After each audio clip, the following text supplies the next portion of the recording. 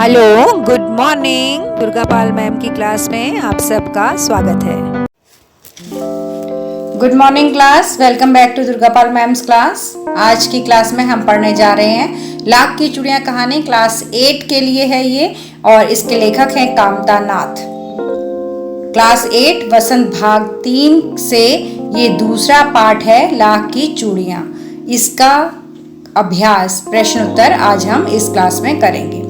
जो भी बच्चे इस क्लास को अटेंड कर रहे हैं लाइक का बटन दबा दें ताकि उनकी अटेंडेंस मेरे पास पहुंच जाए। क्लास को अंत तक पूरा देखिएगा। जब आप क्लास को पूरा देखेंगे तभी आपको सारे प्रश्नों के उत्तर समझ में आएंगे।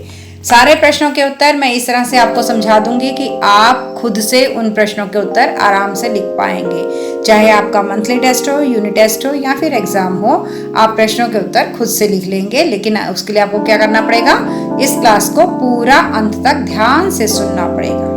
ठीक है, तो शुरू करते हैं। तो इस पाठ का पहला प्रश्न है, बचपन में लेखक अपने मामा के गांव चाव से क्यों जाता था और बदलू को बदलू मामा ना कह करके वो बदलू काका क्यों कहता था। बचपन में लेखक अपने मामा के गांव बड़े चाव से इसलिए जाता था क्योंकि लेखक के मामा के गांव में लाख की चूड़ी बनाने वाला कारीगर बदलू रहता था और लेखक को बदलू काका से बहुत प्यार था, बहुत लगाव था। क्यों था लगाव? क्योंकि लेखक उस समय बच्चा ही था।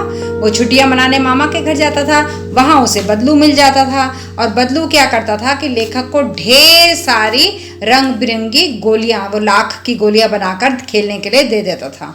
तो लेखक जो था वो बचपन में जब जाता था अपने मामा के घर तो वहां से बहुत सारी लाख की गोलियां लेकर के आता था और उनसे खेला करता था घर आकर। इसलिए उसे अच्छा लगता था, मामा के घर बड़े चाव से वो जाता था।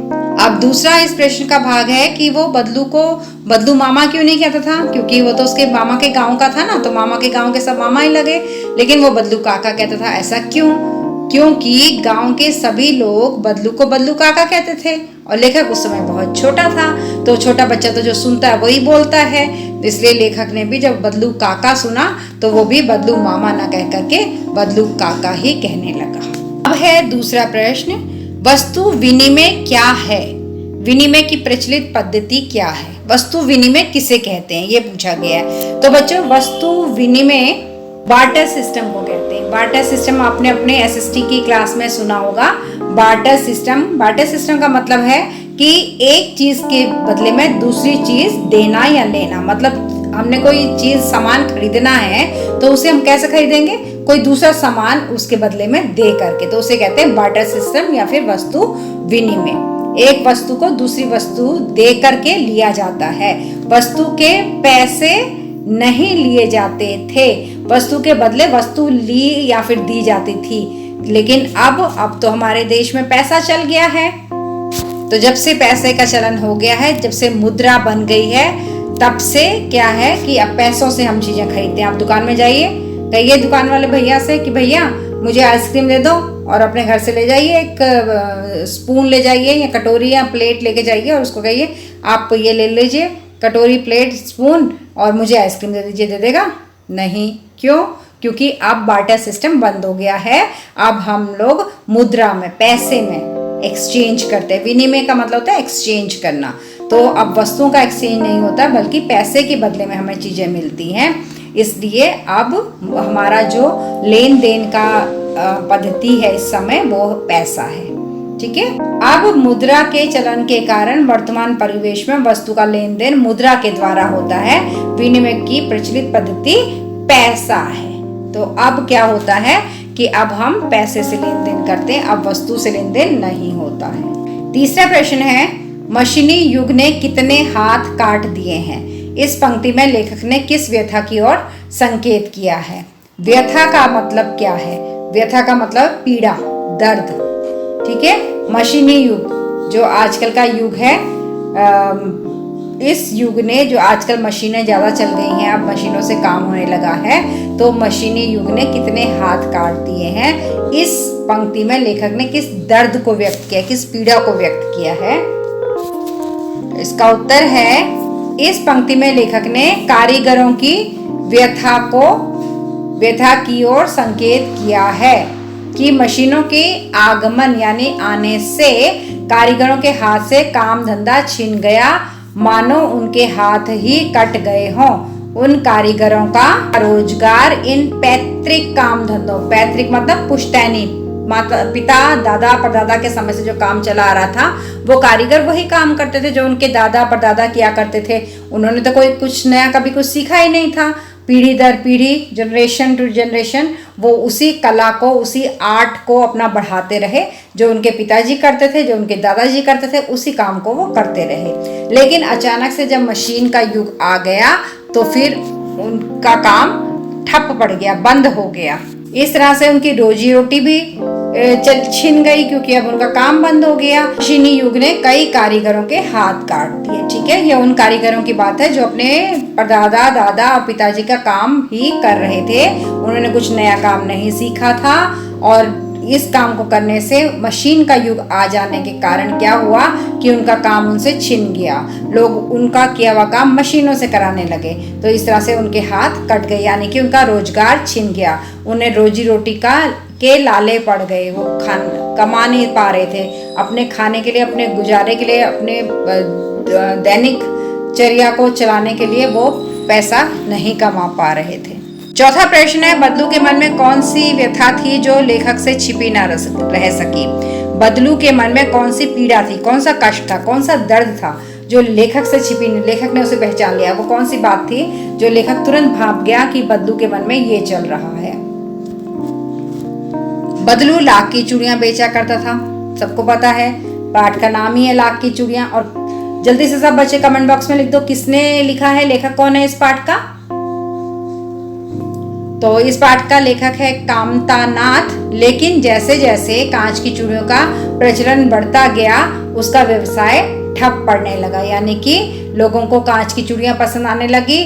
तो जो बदलू का व्यवसाय था, बिजनेस था, वो बंद हो गया। अपने व्यवसाय की यह दुर्दशा बदलू को मन ही मन कचौटती थी। उसको अच्छा नहीं लगता था कि मैं इतना पैसा कमाता था, मेरी इतनी पूछ थी गांव में, सब मेरे से चूड़ियां खरीदते थे, मेरा व्यवसाय रोजगार चलता था, मैं अपने बच्चों को अच्छे से पालता था, घर मेरा बढ़िया से चल रहा था। ये बात उसे मन ही मन में बहुत खटकती थी। बदलू के मन की यही एक पीड़ा थी जिससे लेखक ने पहचाना था। बदलू के मन में इस बात की व्यथा थी कि मशीन के युग के कारण ही उसके जैसे अनेक कारीगरों को बेरोजगारी और उपेक्षा का शिकार होना पड़ा है। बेरोजगारी होती है अनएम्प्लॉयमेंट, मतलब उनका रोजगार, नौकरी छिन गई उनकी। और उपेक्षा मतलब अब लोग उनकी तरफ कोई ध्यान नहीं देते हैं, उनकी तरफ देखते भी नहीं है, तो वो उपेक्षित से पड़े रहते हैं।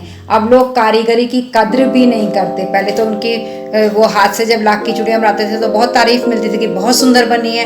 अब जब सब कांच की चूड़ियां पहनने लगे तो उनकी चीज़ की कद्र भी नहीं होती है।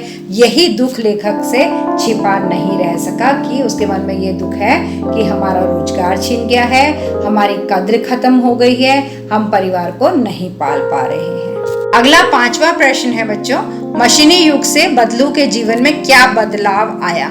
देखिए ये 2-3 क्वेश्चन ना आपस में मिलते जुलते हैं। अगर आपको कहानी पता चल गई है, आपने मेरा एक वीडियो और मैंने इसका बनाया है जिसमें आपको लाख की चूड़ियों की कहानी मैंने बहुत अच्छे से, बहुत सिंपल तरीके से समझाई है। अगर आप उस वीडियो को देख लेंगे तो आपको ये प्रश्नों के उत्तर पढ़ने की भी जरूरत नहीं पड़ेगी, आप वहीं से प्रश्नों के उत्तर बना सकते हैं। और हमेशा अपने मन में विश्वास रखना कि जो भी आप लिख रहे हैं वो बिल्कुल सही है, कोई उसे गलत नहीं कहेगा।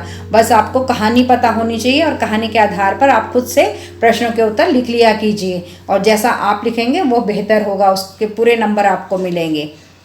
तो ये पांचवा प्रश्न है, मशीनी युग से बदलू के जीवन में क्या बदलाव आया। और इसका उत्तर है, मशीनी युग से बदलू के जीवन में यह बदलाव आया कि बदलू का व्यवसाय बंद हो गया। व्यवसाय मतलब उसका बिजनेस, उसका काम बंद हो गया, वो बेरोजगार हो गया, अनएम्प्लॉयमेंट हो गया, उसका काम ही चला गया। अब उसके पास पैसे ही नहीं है, कुछ कमा ही नहीं रहा। वो काम ना करने से उसका शरीर भी ढल गया। जिसे इंसान के पास काम नहीं होता, गरीबी होती है, पैसे नहीं होते ना बेटा, तो वो बहुत जल्दी बूढ़ा सा दिखाई देने लगता है। यही लिखा है यहाँ पर कि काम ना करने से उसका शरीर ढल गया, उसके हाथों और माथे पर नसें उभर आई। इतनी कमजोरी आ गई थी उसकी कि उसके हाथों पर और यहाँ माथे पर नसें दिखने लग गई थी। अब वह बीमार रहने लगा। अब जिसके पास काम नहीं है, सारा दिन घर में बैठा रहेगा, सोचता रहेगा कि घर कैसे चलाऊं, परिवार कैसे चलाऊं, तो सोचने से उसका दिमाग में इतना बीमार रहने लग गया, वो इतना परेशान हो गया वो कि बीमार रहने लग गया। तो ये बदलाव आया था उसका मशीनों के आ जाने की वजह से। अब ये छठा प्रश्न है कि लाख की वस्तुओं का निर्माण भारत में किन किन राज्यों में होता है। लाख से चूड़ियों के अतिरिक्त क्या क्या चीजें और बनती हैं ये बताइए। ये आपका जीके टाइप क्वेश्चन है कि लाख की वस्तुओं का निर्माण भारत में कहाँ कहाँ होता है। उत्तर प्रदेश में सबसे ज्यादा होता है। लाख की चीजों का निर्माण सबसे ज्यादा उत्तर प्रदेश में होता है। वैसे सभी जगह पर थोड़ा बहुत करते हैं, लेकिन उत्तर प्रदेश में बहुत ज्यादा होता है।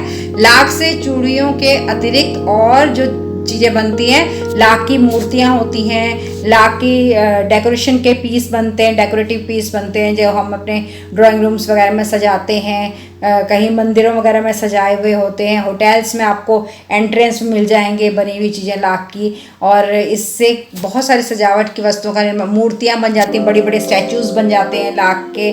तो इस तरह से सजावट का सामान बहुत बनता है इससे। तो बच्चों ये थे आपके लाख की चूड़ियाँ पाठ के प्रश्न उत्तर, जो मैंने आपको बहुत साधारण भाषा में बताए हैं। आप उम्मीद करती हूँ कि अगर आपने क्लास को अच्छे से पढ़ा होगा ना बेटा, ध्यान से सुना होगा, तब फिर आपको सारे प्रश्नों के उत्तर आ गए होंगे।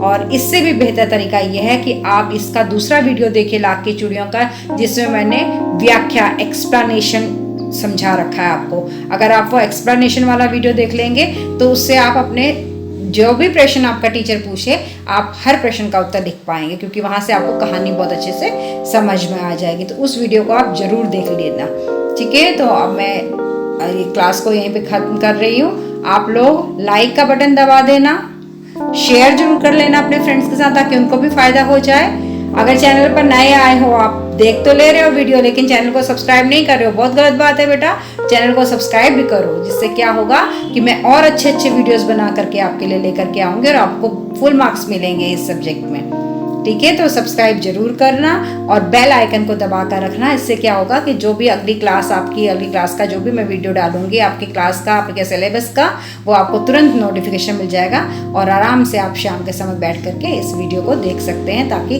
कल जो आपका टेस्ट क्लास में होगा उसमें बहुत अच्छे नंबर आपके आ जाएंगे, ठीक है। तो अभी इस वीडियो को मैं यहीं ख़त्म करती हूँ और अगली क्लास तक के लिए थैंक यू, बाय बाय।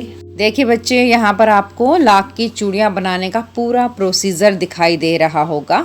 भट्टी जल रही है, उसमें लाख को पिघलाया जाता है, पिघलाने के बाद उसे अच्छे से मल करके गूंधा जाता है, फिर उसको शेप दिया जाता है। जो भी चीज़ बनानी है, शेप देने के बाद चूड़ी की तरह गोल किया जाता है उसे, फिर एक पाइप में फंसा करके उसे उसका जो डिज़ाइन है वो बनाया जाता है। फिर उसके ऊपर मीनाकारी होती है, नग लगते हैं। इस तरह से सारा प्रोसीजर होता है। इन पिक्चर्स में बहुत आराम से दिखाई दे रहा है जिस तरह से बदलू लाख की चूड़ियाँ बनाया करता था। ये चूड़ियाँ बहुत सुंदर लगती हैं और आजकल भी फैशन के तौर पर इन चूड़ियों को पहना जाता है।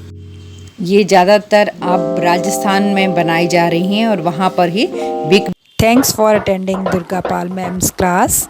Please like, share, subscribe and don't forget to leave a lovely comment. Thank you.